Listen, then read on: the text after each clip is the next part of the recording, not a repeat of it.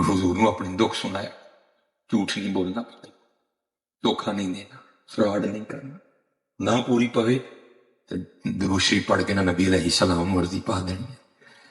جاگ فقیرا جاگ ویلا سرگی دا، کھلا ہی دربار محمد عربی دا۔ اور یہ ہمارے ایک بہت بڑے بزرگ انتقال کر گئے، سید منظور احمد شاہ صاحب۔ آپ نے کتاب لکھی تھی مدینۃ الرسول، اس میں حضرت لکھتے ہیں کہ میں حج کرنے گیا تو پاکستان سے نا ایک سیاسی بندہ حج کے لیے آیا، ایک ہی کمرے میں ٹھہرے، تو کہتے ہیں دروازہ کھلا تھا تو بلی اندر آ گئی ایک، ہم نے بڑی محبت کی کہ یہ شہر رسول اللہ علیہ الصلوۃ والسلام کی بلی ہے۔ کہتے اس وقت روٹی تھی، ہم نے پیش کی، اس نے بھی قبول کر لی۔ کہتے اگلے روز پھر آئی، تیسرے روز پھر آئی۔ کہتے ہم بھی یہ قدم آگے بڑھے اور ہم نے کیا کیا، جو بازار میں اسپیشل پروڈکٹ بنی ہے نا بلیوں کے لیے، کہتے ہم وہ خرید لائے، جب بھی اس نے آنا ہم نے پیش کر لی۔ کہتے وہ جو پاکستان سے سیاسی شخصیت حج کرنے آئی تھی نا، وہ بلی سے جی لگا بیٹھی، اور جاتے ہی اس نے فیصلہ کیا کہ اس بلی کو پاکستان لے کے جانا ہے۔ پرویز مشرف کا دور حکومت تھا، اجازت لی، سعودی حکومت سے اجازت لی، پی آئی اے سے قاضی کاروائی مکمل کروائی، بڑا خوبصورت پنجرہ تیار کروایا کہ حضور کے شہر کی بلی لے کے جانی ہے۔ وہ منظور احمد شاہ صاحب مدینۃ الرسول میں لکھتے ہیں کہ آنے سے پہلے آپ کو پتہ ہے نا، جا کے الوداعی سلام پیش کرتی ہے۔ کہتے سلام پیش کر کے جب باب البقیع شریف سے باہر نکلے، اتنی نیند آئی کہ ایک قدم بھی اٹھانا مشکل ہو گیا، وہاں بیٹھے بیٹھے نا سو گئی۔ جب یہ آنکھیں بند ہوئی تو اندر کی کھل گئی، کیا دیکھتے ہیں کہ ہاتھ باندھے حضور نبی علیہ الصلوۃ والسلام کی بارگاہ میں کھڑے ہیں، اور حضور نبی علیہ السلام کیا فرما رہے ہیں، اس کا مفہوم آپ فرما رہے ہیں، اور حاجی وہ جس طرح تو خیر سے آیا تھا نا، اللہ تجھے لے بھی جائے، ہاں ایک کام کرنا، میری بلی نہ لے کے جا کر، کیا کرنا، میری بلی نہ لے کے جانا۔ اب کہتے ہیں وہ خواب ہی میں عرض کرتے ہیں، یا رسول اللہ علیہ الصلوۃ والسلام مجھے اجازت مرحمت فرمائے کہ میں بلی لے جاؤں۔ تو حضور نبی علیہ السلام خواب میں آ کے جواباً ارشاد فرماتے ہیں، او حاجی تجھے کس طرح اجازت دی؟ 3 راتیں گزر گئیں، بلی ساری رات باہر بیٹھی روتی رہتی ہے، ہر ساتھ عرض کرتی رہتی ہے، اے اللہ کے رسول بچا لے، مدینہ چھوٹ رہا ہے۔ آئے آئے جاگ فقیرا جاگ ویلا سرگی دا، کھلا ہی دربار محمد عربی دا۔ ہاں یار سرگی اٹھے، سرگی اٹھو اور نبی علیہ الصلوۃ والسلام اپنا دکھ سناؤ۔ ہاں پھر دیکھو حضرت جی رنگ لگتے نکلی، یہ ساری کمی ہماری ہے، ادھر کوئی کمی نہیں، بس میں کرنے لگا ہوں انشاءاللہ، پھر کبھی اللہ نے موقع دیا تو بات چھڑے، ساری کمی ہماری، ساری، ادھر سے کوئی نہیں، ادھر بالکل ساری کمی ہماری ہے۔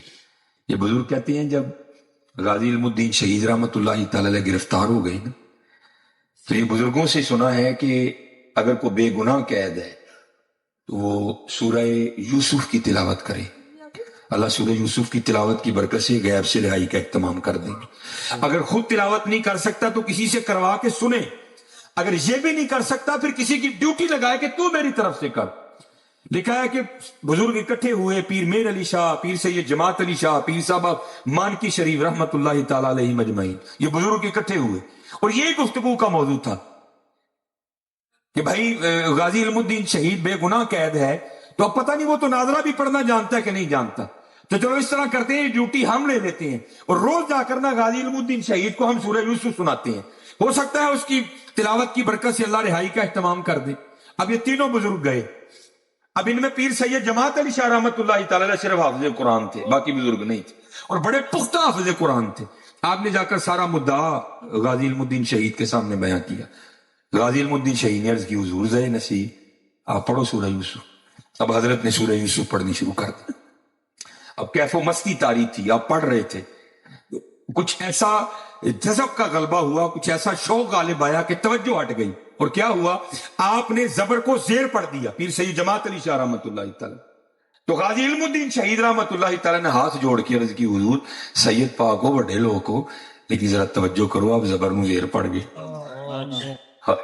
غازی علم الدین شہید رحمت اللہ تعالی نے غلطی نکال دی، پیر سید جماعت علی شاہ صاحب رک گئے، توجہ کی تو غازی علم الدین شہید کو بالکل درست پایا، حیران ہو کر کہنے لگے، علم الدین ہم تو یہ سوچ کے آئے تھے پتہ نہیں تو نازلہ بھی پڑھا کہ نہیں پڑھا، اور تو نے حافظ قرآن کی غلطی نکال دی، اور یہ کیا ہے؟ تو غازی علم الدین شہید نے جواب کیا دیا؟ آپ نے عرض کی حضور آپ نے پٹیوں پر بیٹھ کر استادوں سے پڑھا ہے، میں نے حضور سے پڑھا ہے۔ اور آج بھی جاگ فقیرہ جاگ ویلا سرگیدہ کھلا ہی دربار محمد عربی دا، کھلا نہیں ہے، کھلا ہی تو ہی سو گئے، تو ہی سو گئے دربار تے کھلا نہیں۔ ہاں میاں منگیا کرو یار، منگیا کرو، نہ تک کے کھاؤ، منگیا کرو، اپنے اللہ اور اللہ کے رسول سے لو لگاؤ۔ اچھا یہ وقت بڑی تیزی سے گزر رہا ہے، ہاں لو لگاؤ یار، لو لگاؤ، لو لگاؤ، اور بزرگوں سے نسبت کر بڑا بہتر اسی میں سدیاں گلاں میں کرنا، میں نہیں کوئی لکانا چاہتا، بڑے اوکھے ویلے چ لنگن دے کسی دی نسبت لازمی ہونی چاہیے۔ یہ لکھا ہے کہ جب یہ ہے نا حضرت شیر محمد شرق پور شریف والے ایک چور حضرت کا مرید ہو گیا، جب مرید ہو کے چلا گیا نا تو دوسرے مریداں نے عرض کی حضور اے تے پنڈ دا مشہور چور ہے، آپ نے فرمایا پہلے سی ہوں نہیں سی کرن دندے، پہلے سے ہوں نہیں سی کرن دندے۔ وہ نکلا ہوا تھا تاک میں نا، ویکھاں کیڑے گھر وڑنا ہے رات، وہ ایک سکھ نا بشکڑی چک کے پیا جائے، پوچھا سردار جی کدھر؟ کہنے لگا یار پیچھے ریاست جانا پہ گیا۔ انہیں کیا واپسی؟ انہیں کہا جمعے، انہیں کہا لے بھی 3 راتاں نے رمان نہ کار صاف کرا گا۔ جب رات پڑ گئی نا سارا گاؤں سو گیا تو گیا چوری کرنے کے ارادے سے، کی ویکھیا سکھ تالا کھول کے نا اندر جان ڈے، ڈر کے نس گیا۔ انہیں کہا لے بھی سکھ واپس آ گئے۔ سیرے اٹھیا پتا شتا کیتا تو کوئی بھی نہیں، بڑا رام ہویا، انہیں کہا اچھا شاید میرا ڈر سی۔ اگلی رات پھر گیا تو ویکھیا سکھ ننگی تلوار لے کے نا کوٹھے تے پیرا پیا دوے، پھر ڈر کے نس گیا۔ سویرے اٹھ کے ویکھیا تو پھر کوئی نہیں، انہیں کہا شاید میرا ڈر ہے۔ تیسری رات سی، آخری رات، جمعے نو سکھ نے واپس آ جانا ہے۔ تو رات کو نا جمعرات آستانہ مبارک پہ وہ ختم ہوتا تھا، گیا پیراں کل لنگر شنگر کھادا، لین چ لگ گیا، جو آ کے پیراں دا ہاتھ پھڑیا چوم کے چھڑان لگا تے بابے جی فرمان لگے او بھائی او بعد آ جا سانو کنی واری سکھ بنانا ہی، بعد آ جا سانو کنی واری سکھ بنانا ہی۔ ہاں یار بڑا اوکھا دور آ گیا، وہ انہیں دا پیچھے ہونا چاہیے کہ جی میں نیٹ تے غلط ویکھن لگا تو فٹ پچھو کان مروڑ دے آ کے، جی میں ادھر ادھر ہون لگا تو فٹ کان مروڑ دے آ کے، ہاں نہیں تو بچیا کوئی نہیں جانا ہے، بڑا اوکھا بھی لگے۔ اسی لیے تو میاں صاحب نے کہا تھا ہاں میرا پیر مریداں دے سر اتے رہندا، ہاں لبو حضرت لبو پاک لبو۔ اور ماشاءاللہ دیکھو نا میں نے اس دن بچہ کہہ رہا ہے کہ وہ بیان کر دیں، اور اس میں شک بھی کوئی نہیں ہے۔